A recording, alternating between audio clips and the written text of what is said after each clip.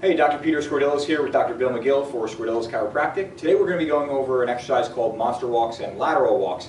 It's a great progression in glute medius strengthening up from those clamshells that we were doing in the prior videos laying down. This is great because it really starts to integrate that movement that we do when we're running, when we're cycling, anything we're doing where we need to engage those glute medius muscles. So first thing you're going to want is another one of these nice CLX bands. It's a band with loops built in, makes your life a lot easier. What you're going to do is put that band down like a jump rope, and you're going to step right in the center of the band with the feet together. From here, we're going to cross the band through our legs, grabbing the opposite band.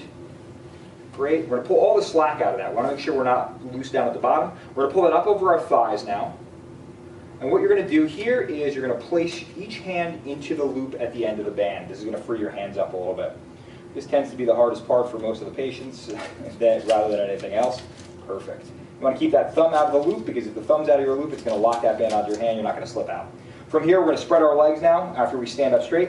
Legs are shoulder width apart. Hands are slightly turned out to the sides. Now you're going to imagine that there's two stripes here on the ground. And what you want to do is you want to keep those feet pointing forward on those stripes as you take little steps. So I'm going to have Dr. McGill show me here. We're going to take little steps. Perfect. And keep going. Small steps up, making sure that you're staying on those lines. And now we're going to take about 5 steps forward. And now we're going to take about 5 steps backwards. Backwards is just as important. It's going to actually really work those glutes as you walk backwards. You're going to feel it.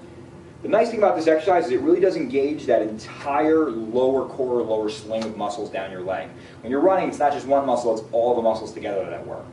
So that right there is your monster walk. We're going to now move into a lateral walk. Lateral walks, again, moving side to side.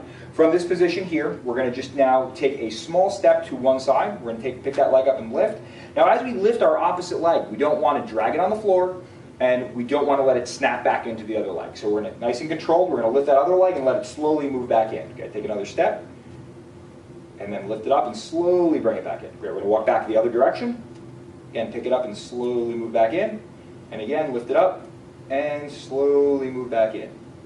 If you're doing this exercise properly, you should be feeling most of the engagement or most of the muscle burn right around the lateral hip and into the posterior hip. If you're feeling it too much down into the quads, down into the lower leg, then something's not right. We definitely need to address that. Again, when I do these exercises, I like to use them. They're great as a warm-up for running, but just as a rehab exercise, we tend to recommend you're doing between 1 minute, 3 to 4 times in each direction.